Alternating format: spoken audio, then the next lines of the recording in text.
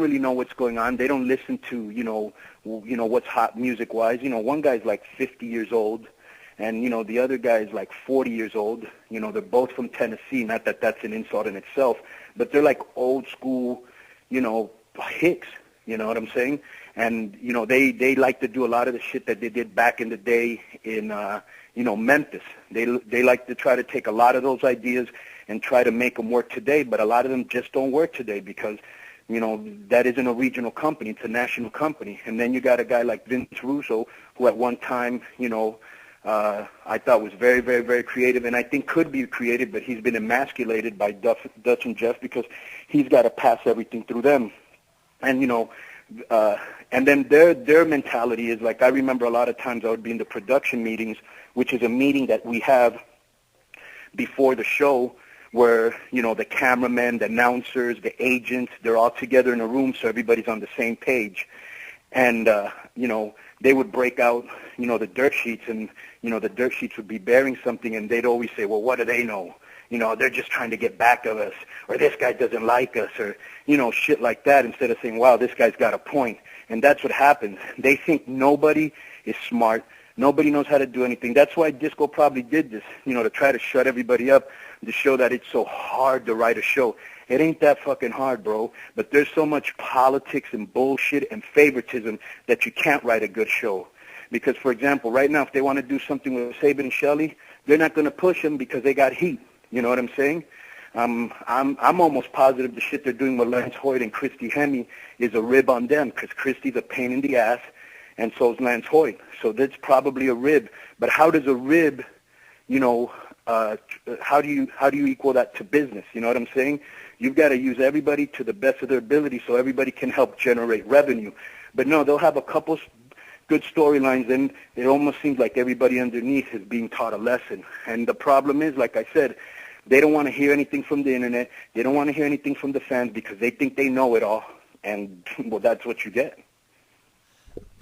Let me ask, if you were in charge of the actual creative, I mean, just give us an idea of maybe some of the steps that you could just, off the top of your head, see that would need to be done to make TNA a little better product than it is now.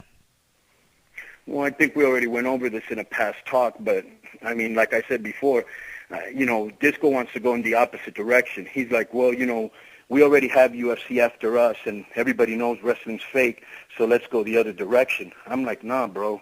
You need to just have smart booking, smartly written storylines where everybody knows it's fake. Just like a movie. People don't say, oh, well, this is fake. Why should I watch it? No, they're like, fuck, there's a good director, there's a good actor. It's probably going to be a good movie. Same thing with TNA. If you had some good direction, some good producing, and not saying that it's always bad, but a lot of it is bad. The main thing that I hear from wrestling fans, which makes me laugh, and I'll be honest, I've been very guilty of this myself, but I don't do it anymore. The main thing, I ask them, why do you keep watching the show if it sucks? Because I'll be at the gym, fucking wrestling sucks, and it isn't like it used to be, and this and that. And I'll say, well, why are you watching it? Because I'm hoping it'll get better. What other show do you know of, Chris, that it sucks and you keep watching it hoping it gets better? That was a question, not a rhetorical question. No, I'm trying to think. I don't think there is one. Yeah. Yeah. But we do it for wrestling because we grew up with it and remember how fun it used to be, and we know it can be, it can be fun again to watch. Like we just saw with the Floyd Mayweather and, Oscar Gutierrez, Rey Mysterio and Big Show. That was awesome. You had two things you didn't expect, and it made for a really fun show. Unfortunately, Rey Mysterio tore his bicep.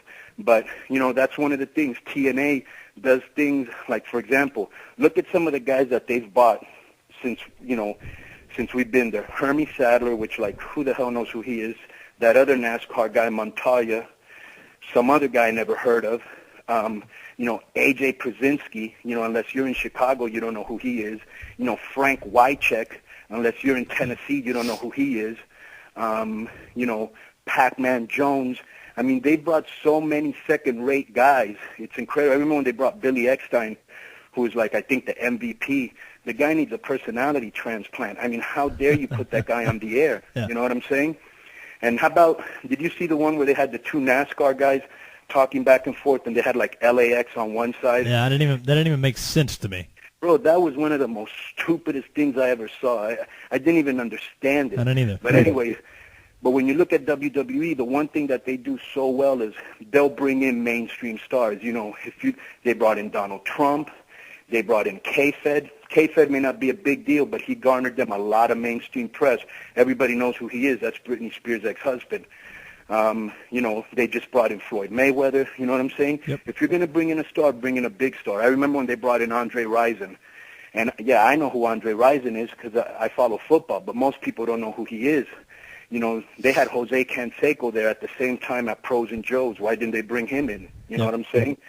And, you know, he was fresh off of The Surreal Life, you know, put out that book, Juiced, that, you know, tore basically the lid off the steroid problem in baseball. Right. And, you know, he's a very charismatic, you know, articulate guy. You know what I'm saying? Yep.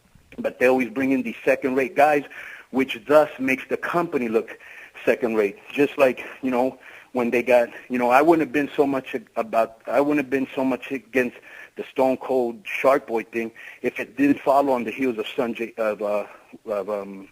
Black Machismo. You know what I'm saying? Right. It's like, fuck, you can't even imitate your own stars. Why didn't you have some guy imitating Sting and another guy imitating Kurt Angle or something? You know what I'm saying? Right.